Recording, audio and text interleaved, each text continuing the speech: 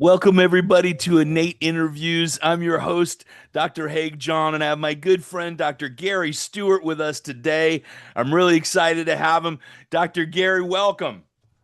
Thank you, Haig. I'm glad. I'm excited to be here. Thank you for having me on your show, man. I'm just ready to go. Awesome. Well, I remember when we first met, it was at the Salted Knot that you were hosting. I videoed it, and we had Pasquale Sarasoli as our teacher for that day. Oh And man. ever since then, I've watched you and admired you, and we've became good friends over the years. And how long you been in practice, Dr. Gary? I am currently in my 41st year. Wow, Next January, it'll be 41 years in practice. So that is it's beautiful. it's so great, and I love it. I just love being here. Well, I'm 21 years this year, 20 years ahead. What would you tell your, 20 years ago self of where you would be now at 41 years in practice? What would I tell myself? Yeah, like if you were seeing Like, yourself back at 20 years ago, would you do anything differently? What would you say to yourself? I know that's a curveball question. I think I'd tell myself to not worry so much. always like I was always like, how do I do more? How do I reach more people? Am I doing enough? And like now, an extra 20 years down the road, I would say, don't grind yourself so much. Just keep plugging away, stay on course, but don't worry as much. I used to worry a lot about my practice, my patients, everything, and just don't worry so much. Just keep working and loving. That's tremendous. I mean, sounds like it could be a small thing. Oh, don't worry. In reality, it's tremendous. I'm just learning that myself. Now that you say that at 21 years, I'm thinking how much energy and brain power and hair that I've wasted. See, we've wasted really, but let's rebat. It's not wasted. It's learning ourselves a little bit better. We've got to go through the ups and downs, right? You gotta. That's it. It's not bypassing, but that's wisdom right there, and I really appreciate you sharing that.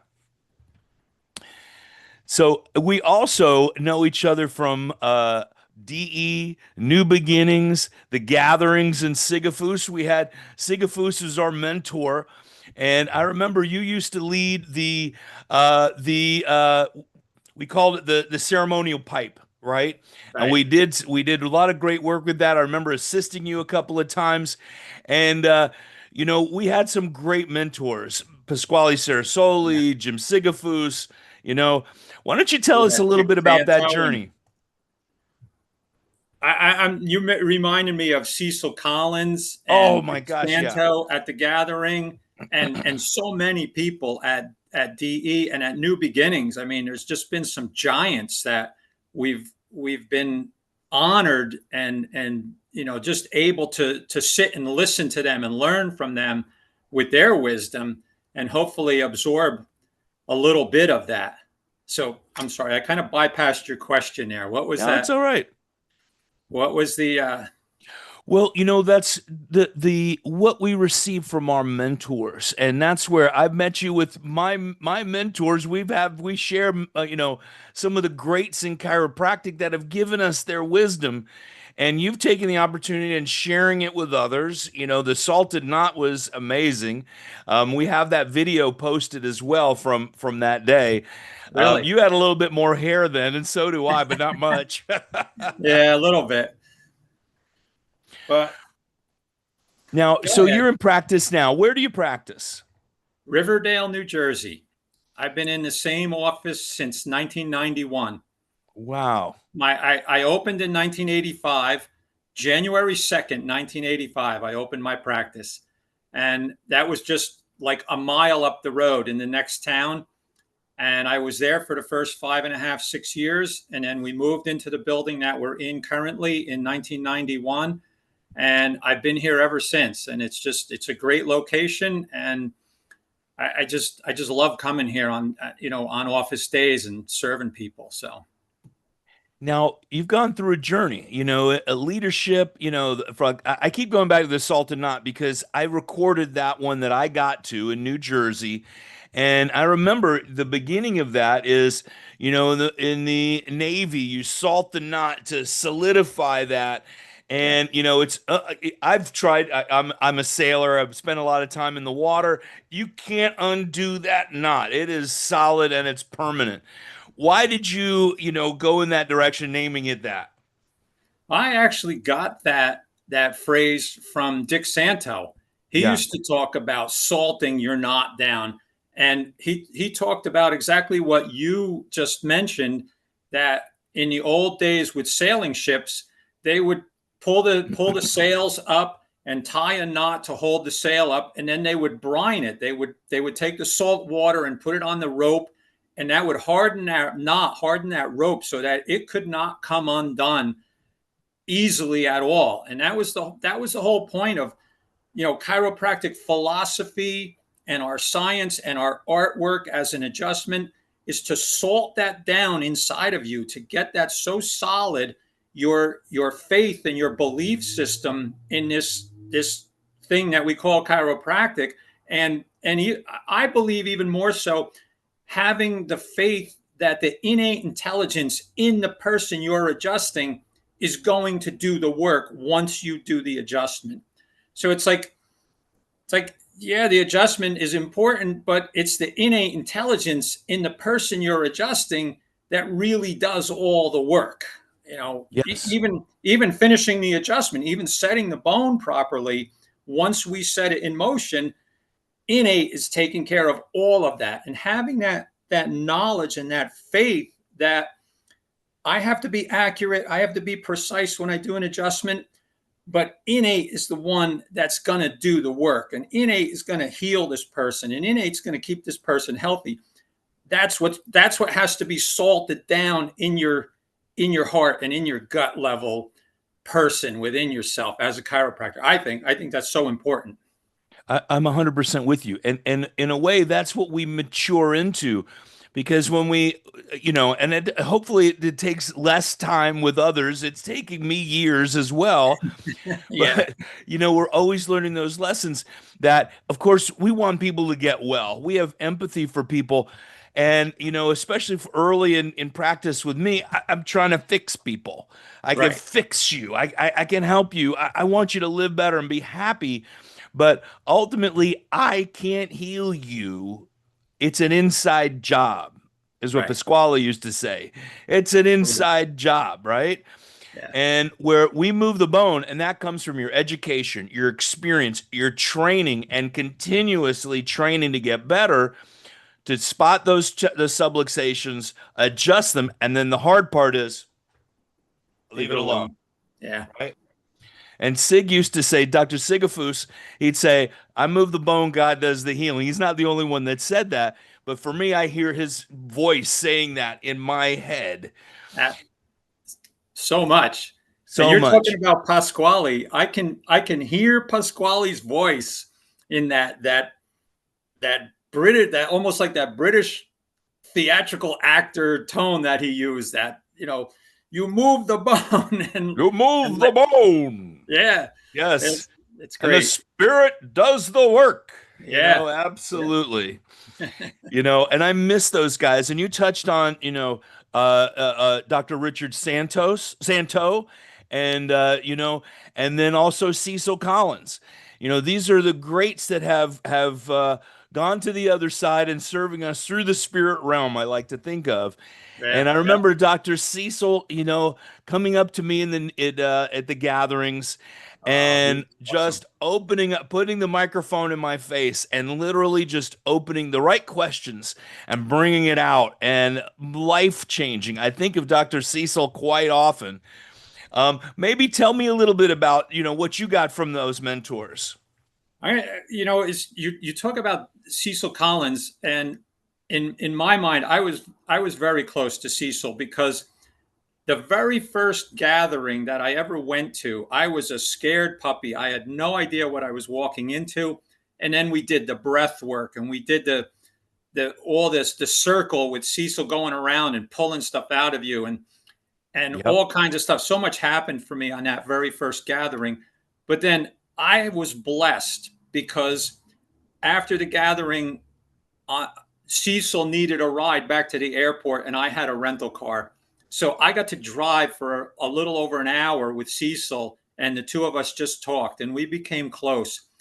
And I just love that man. And we talked. He helped me with some stuff about my own father while we were driving back to the airport.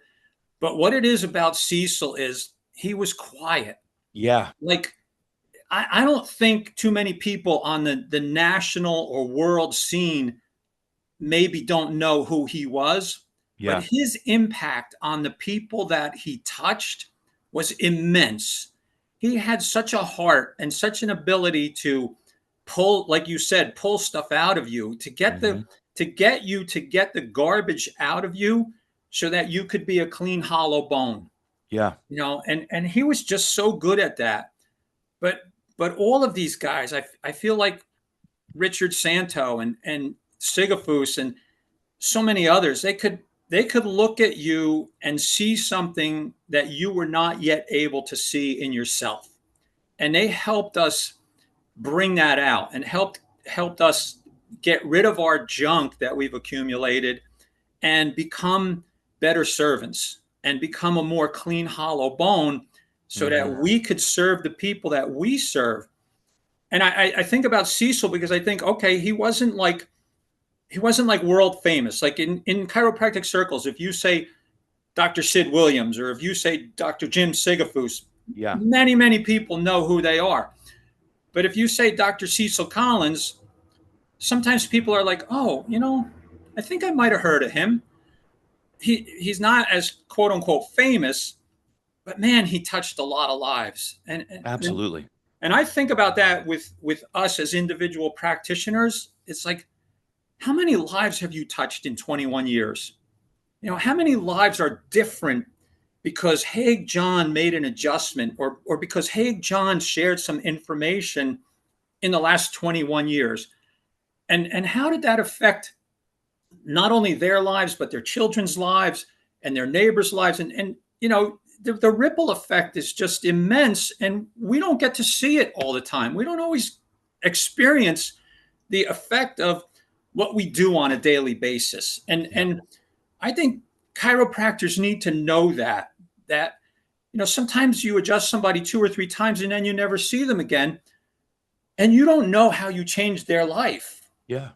Sometimes it's huge, but we don't get to see it.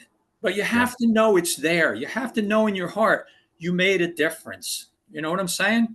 And I sometimes know. it's hard, you know? Yeah, that's exactly true. And we don't always see the outcomes. We have people come back, a few years later. The last time I was here, after I left, everything changed in my life, and this and this and that happened. I'm so happy to be back here. When you're Yeah. in practice for a little while, you start seeing those patterns now. But yeah, even the adjustment when someone gets better, we take no credit. No, I didn't heal you. no, Your body heals absolutely. itself. Exactly. And in a way, our ego says, I want to take credit for that, or I was a part of that. Yeah, because we also want to feel satisfied. And I see that in a lot of young docs, and I'm sure I was that way. But uh, in reality, it's we step away, we serve, and then it's up to them. And then we move back. And that's what we get from our mentors. And like Sigafoose was one of the big ones like that for me, and Pasquale Sarasoli. And just mentioning their names, I feel warm in my heart that they brought us here, and sharing this with the generations that come to know who they are, because those are the giants. We're standing on their shoulders. And like you, and I've seen, you speak many times, and, speaking the words that we receive from them, making it our own so the generations after us can use that wisdom as well. that's that's what it is. I mean, I've actually been saying this for a while. It's like it's our time. I say this to my friends often. It's like like you know Dr. George. I think you might have Yeah. interviewed him not too long ago. He's my Yep. best friend. Yeah. And for a long, long time, he would not get up and speak. And I Hmm. was like, dude, you have to share what you have in your heart. You have to get up and speak at New Beginnings or wherever, because what you hold inside of you is so important. And it's our time. The Sigafooses and the Dick Santos and all of those people are passing on to the next life. We have to continue this, and we have to be the ones to speak up and help inspire the next younger generation to continue this process, this work, this beautiful thing called chiropractic, serving the world. So yeah, we have to take what we learned and pass it along. I mean, that's the deal, isn't it? Pay it forward. Isn't that the Yeah. so a story came to mind, if you don't mind. I want Go to share ahead. this. I, I have a fairly new patient that started with me a couple months ago. She was brought in by her good friend, these two young women. The woman that brought her in has been a patient of mine since she was born. Her mom was a patient of mine since forever, so like since I started practice. So now this young woman that brought her friend in has a baby, and of course she's bringing her baby in to get adjusted. So this other woman that she brought in, referred in, came in last week, and her first question when she walked into the office, she said, "Dr. Gary, are you going to retire soon?" And my answer was, I looked at her friend holding her baby, and I said to her, I said, "Look at this baby." I said, "Do you realize that your friend here was this small when I started adjusting her? She was a baby when I started adjusting her." I said, "Now look at this baby. I want to watch this baby grow up healthy." It's like, I don't know if I can retire, because I want to see this kid get adjusted until they're an adult also. It's Yeah. like I want to continue this process of seeing people get adjusted from birth and continue getting adjusted, and then bring their babies and just keep the process going. You know what I'm saying? But it's like Yeah. now it's like three generations of one family. And then this other young woman comes in, and it's like, I don't know if I can retire because I would miss all of this. You know what I'm saying? It's just, Yeah. I I don't mean, want to miss that. the difference of, just having you 41 years in practice, not trying to think of the exit strategy to get out of here, but, why would I give up taking care of babies and seeing families grow up and being part of their life? People Yeah. bringing you, I mean, I'm sure you have it too. People bring you a lasagna. They found out I like eggplant parmesan. They bring me an eggplant parmesan. You know what I mean? And Next thing we're you know, you're part of their big. life. What's that? Next thing you know, you're getting bigger and bigger from Well, lasagna. yeah, that's the part you got to watch. I'm like, can you bring me a salad? That'd be nice. But you don't have to bring me anything. I'm here to serve you. It's Right. not for that. But that's what comes with the experience, the time of service. And we have, I'm interviewing, associates right now, and a lot of guys are already thinking, I plan to retire in 5 years or something crazy like that. And they're 26 years old. Well, you haven't gotten quite that mind of service yet. And that comes with maturity and time.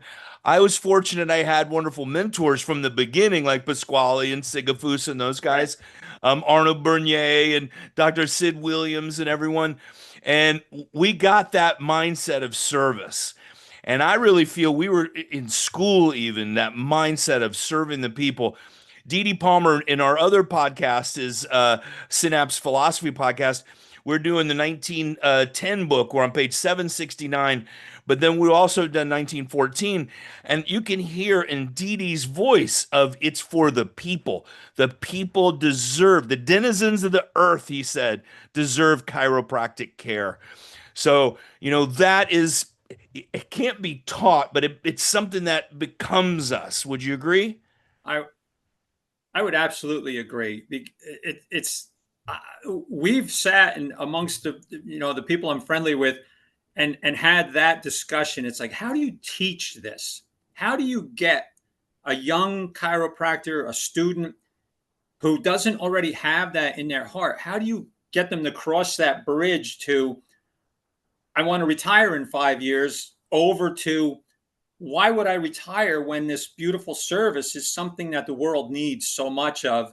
And it's so rewarding when, like I said, when you adjust somebody from birth and the next thing you know, they have children and they're bringing you their children. How, I don't know. How could you want to miss that? It's just, I don't know. I don't know how to describe it. That's why I can't figure out how to teach it, because I don't even know how to describe it. It's just a feeling. It's a gut level Yeah. love of people and love of delivering the adjustment, you know, to help What it people. comes from is leading by example.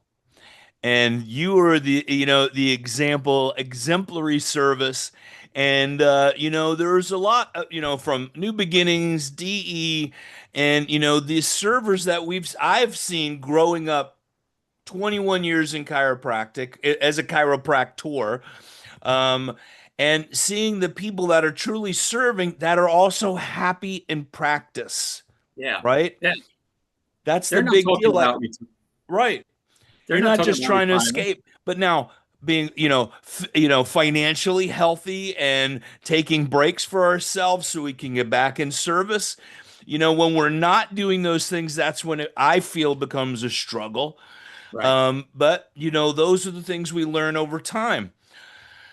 So let, Yeah, let me let me pause you, go John ahead. Haig. I keep doing this. I'm sorry, man. I don't know why I keep doing this. You're the first ever.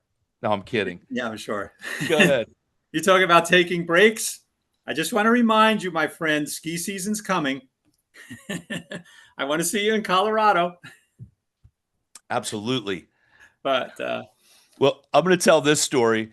I was in Colorado the same time Gary was there, and we didn't know it. I wanted to meet up with you so badly. I mean, how cool would that be to take pictures in the mountains? And the wisdom of Gary, I tried, I was telling him, what do I do? I couldn't acclimate. We were skiing in Breckenridge and then staying at 12,000 feet, right at the tree line, pretty much. I wasn't acclimating properly.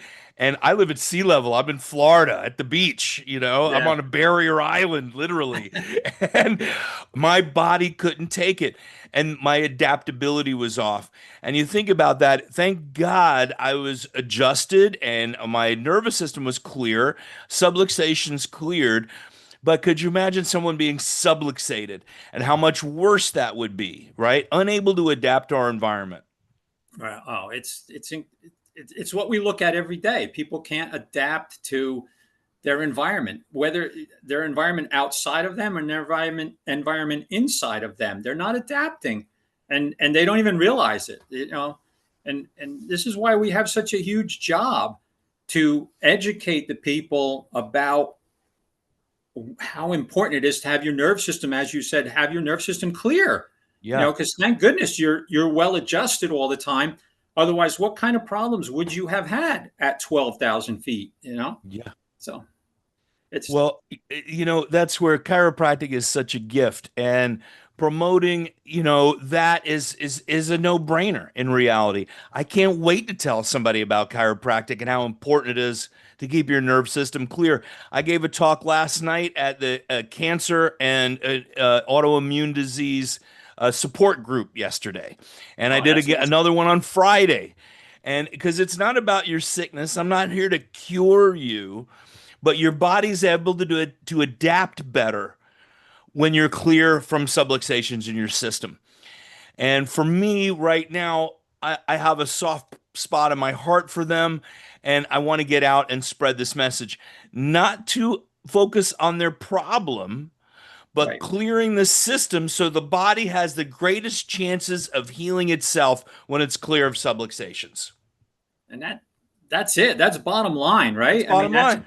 that's bottom line. And that's what we're here to do, and to spread that word to people, whether they have cancer or whether they think they're healthy, or whether they have any other quote unquote disease or not. It's so important to have your nerve system clear as as much of the time or all of the time if possible.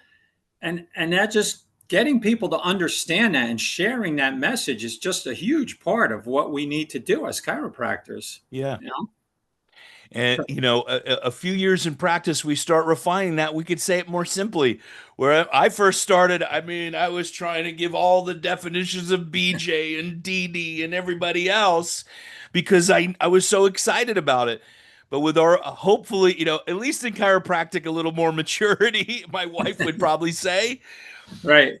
And, but, I want to go back a little bit, having fun in practice, serving the people you want to see, the babies coming in, the families, seeing them for 30 years and their lives, 40 years, lives changing in front of you is a blast. It's awesome. And I don't even know how to begin to talk about that. But you keep mentioning, being more mature in chiropractic.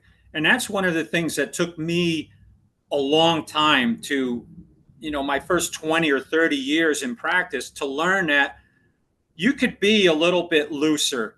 I mean, my first couple of years in practice, I was wearing a tie and a Oh, shirt yeah. every day, and it's like, oh, I have to be the doctor. And then you gradually learn that people kind of relate to you better when you loosen up a little bit. And it took me a long time to learn that, okay, you could joke around with the patients a little bit. And I always come back to some sort of chiropractic, I'm going to call it education, when I'm talking to the patient. But it's okay to have a little bit of other conversation peppered in there, and let them talk about their grandmother's birthday party, or whatever it happened to be. And you can make a little bit of a joke, or get people to laugh and stuff. But it always comes back around to our philosophy, and what an adjustment means and what a subluxation does. But you have to also have some fun, and the people like it when it's more relaxed. And I have open adjusting, so sometimes there's several people sitting there waiting their turn, and then conversations start, and people meet each other, and talk to each other, and they find out they have something in common, including the fact that they come to get adjusted. Yeah. So it just grows the community within your office. So it's just It's funny you say that too. I mean, I started at the Upper East Side of Manhattan doing house calls from my dad's apartment.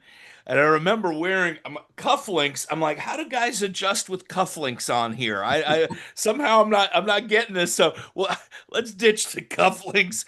I don't need to wear a tie to do a house call or go in the office. Florida, it's too hot anyway. oh yeah. Being at ease. Chiropractic, we talk about dis-ease, which everyone's starting to use right now. Right. But that ease part, we're not going to the dis. We want to be at ease. And then people are more at ease as they come to us. They feel comfortable. And that's when things really start to change. When a spring is sprung too tight, you can't see any light through it. But when it's ease and sprung, light shining through it, and it has potential. So, I really appreciate you, Dr. Gary Stewart, my buddy. I'm so happy to see you. I'll see you again at New Beginnings very soon in October. Looking forward to it. All right, my brother, we got to break bread together too, all right? We will. We will. So God bless you. And thank you, everybody, for joining us. Any last comments or anything you want to say, Doc? I think we covered quite a bit. We Haig, did. We beautiful. did. I appreciate you having me on, and I appreciate all the people that are listening and watching. So All right, love my you. brother. I'll see you soon at New Beginnings. All right. All right, man. Have a good one. Bye-bye. Bye bye.